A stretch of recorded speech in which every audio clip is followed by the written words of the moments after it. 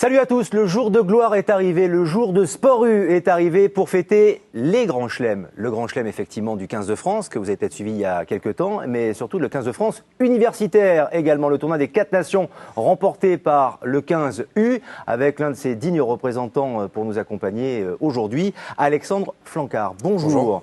Ravi de vous accueillir, deuxième ligne donc du 15 de France universitaire, oui. Vous appartenez au Stade français et vous êtes en DUT Génie civil. C'est ça. Ah bah bravo, ça c'est déjà un bon CV pour démarrer l'émission. Hein. En face de vous, j'ai envie de dire votre coéquipier, votre grand frère, bah oui, talonneur du Stade français, Mathieu Blin, qu'on a reçu il y a quelques temps pour un Sport U qui lui était consacré. Salut. Salut à vous. Ravi de vous retrouver. Ça se passe bien d'une génération à l'autre, Mathieu? Vous l'avez félicité le petit ou pas? Oui, enfin le petit, pardon. 2,05 m hein, quand même. 2,05 m, moi 1,76 ou peut-être même maintenant 74 après 10 ans vous de... êtes passé.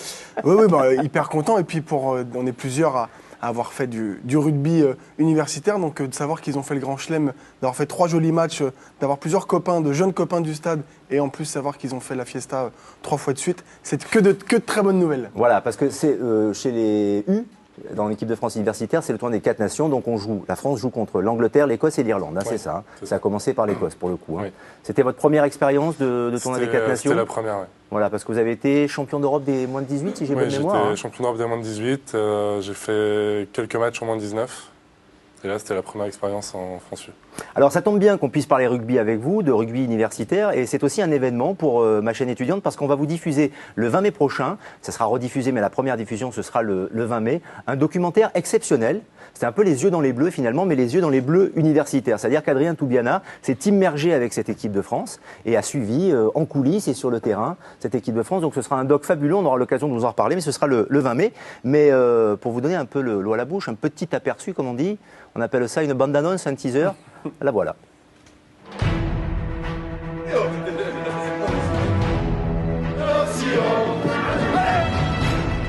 On joue avec nos couilles, avec notre fierté les gars, avec notre fierté à cause de ça, à cause de ça.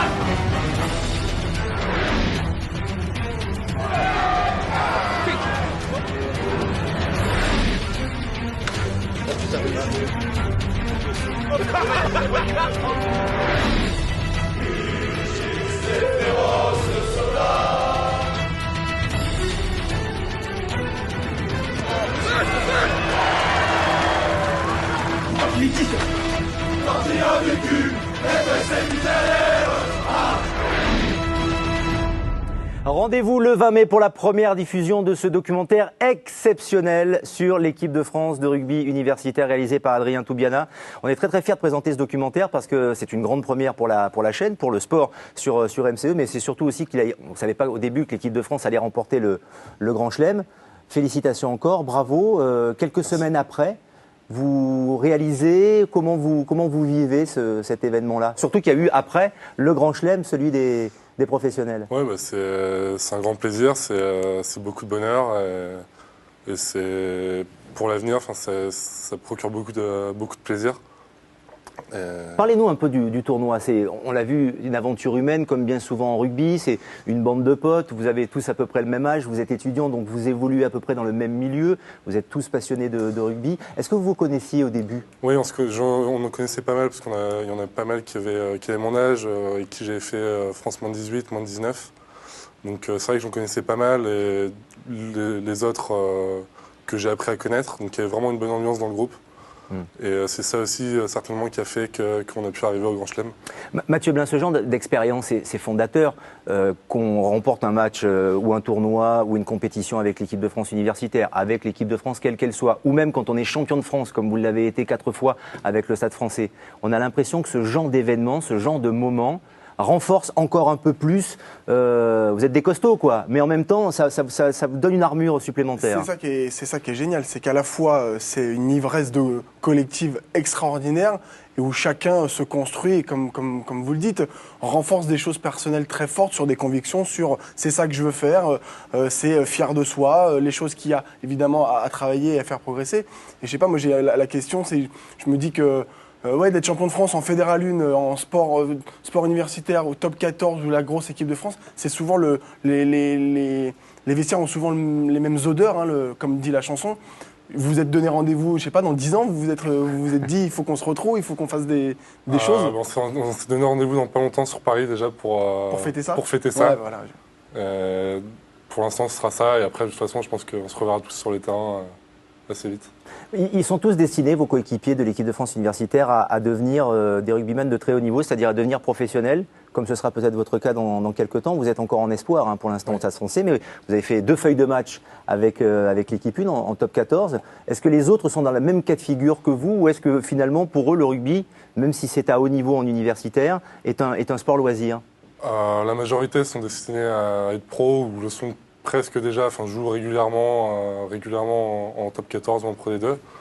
Après, il y en a quand même quelques-uns qui ne comptent pas en faire leur avenir, qui comptent arrêter. Mais c'est une minorité, quoi. Hein. Ouais, des 3 matchs que vous avez joués, quel a été le plus difficile? L'Angleterre. L'Angleterre. Pourquoi? Parce que c'est la tradition, parce que c'est... on a l'impression que le rugby universitaire, c'est avant tout en Angleterre d'abord. Oui, comme ça. De toute façon, même contre l'Angleterre, que ce soit à n'importe quel niveau, universitaire ou pour le 15, c'est toujours des gros matchs. Et c'est vrai que par rapport à l'Écosse et à l'Irlande, c'était le match où il y avait le plus d'engagement et le match le plus serré. Ouais. Vous n'avez pas le sentiment, Mathieu Blin, effectivement, que par rapport au lien qu'il peut y avoir entre le rugby et l'université ou les études supérieures, c'est avant tout l'Angleterre qui est au premier rang? Oui, parce qu'il y a une structure de formation où le sport a une place prépondérante. Il est au centre du projet pédagogique, et souvent les joueurs de rugby, que ce soit masculin ou féminin, ou les autres disciplines dans les campus anglais, ont l'après-midi, pratiquement tous les après-midi, destinés à l'entraînement, et avec ce fameux grand match Oxford contre Cambridge qui est connu dans le monde entier. C'est évidemment le sport qui est mis en avant et qui participe à la performance des autres matières. C'est ce qu'on devrait faire certainement en France. Il faudrait revoir toute s'en inspirer, revoir toute la manière de concevoir l'école, des plus petits évidemment jusqu'à l'université, se dire que de faire de la peinture, de la sculpture et évidemment du sport l'après-midi, après avoir fait les différentes formations générales, ça serait une optimisation de la discipline. Et le rugby anglais est déjà très, très en avance. Alors, retour quand même sur cet événement, ce grand chelem, ce tournoi des 4 nations remporté par la génération d'Alexandre. Adrien Toubiana donc s'est immergé en votre compagnie, et il a concocté un sujet justement qui résume bien le début de l'aventure, notamment le premier match contre l'Écosse. Reportage. Clément Ménadier, Albi, Damien Gâteau, Béziers, Nicolas Chay, Grenoble. Ils sont étudiants et ne se connaissent pas. Pourtant, dans 2 jours, ils vont porter le maillot de l'équipe de France universitaire de rugby pour son entrée dans le tournoi des 4 nations, en Écosse. Là, on a 4 jours pour faire un groupe et monter un groupe et devenir super copains. Sur une sélection, on a la chance certes de choisir les joueurs qu'on désire. Le gros inconvénient, c'est le peu de temps qu'on a pour préparer une équipe. Seulement 4 entraînements en commun, autant de séances vidéo. À chaque fois, la concentration est maximale. Ce qui s'est passé en match, c'est que les mecs, ils ont fait ça sans vitesse. Pour assurer le truc, qu'est-ce qu'ils faisaient? Les gros, ils prenaient, ils regardaient de suite le 9, ils s'arrêtaient. Mais l'identité de France universitaire, c'est d'abord le plaisir d'être ensemble, sur le terrain comme en dehors. Le leitmotiv, c'est prendre du plaisir et puis peut-être faire autre chose que ce qu'ils font le dimanche. Et si tous ces joueurs vivent leur passion du rugby à fond, ils ont choisi de continuer leurs études. Un moyen pour eux d'assurer leur avenir. Avoir des études à côté, ça permet d'une part de côtoyer des gens en dehors du rugby. Ça permet d'avoir une vie un peu en dehors du rugby, que ça aille bien ou que ça aille mal, pouvoir faire la part des choses. Et ouais, bien sûr, le rugby, c'est un sport dans lequel il y a des blessures qui sont graves. Il faut peut-être arriver à 26, 27 ans et que arriver à un stade où les autres, les gens de notre âge, ils ont déjà des diplômes, ils travaillent déjà. Nous, on arrive et c'est vrai que si on n'a pas fait d'études, on se retrouve dans une situation qui est pas confortable, quoi. Pourtant, entre rugby professionnel et études, ils ont tous la même préférence. Le but principal, c'est le rugby. Vite être libéré par les études et pouvoir me consacrer après au rugby. L'objectif reste le rugby. Ouais. Et l'objectif rugby cette semaine-là, c'était la victoire en Écosse. Contrat largement rempli pour des joueurs qui n'avaient jamais joué ensemble 3 jours auparavant. Le 20 mai pour l'intégralité de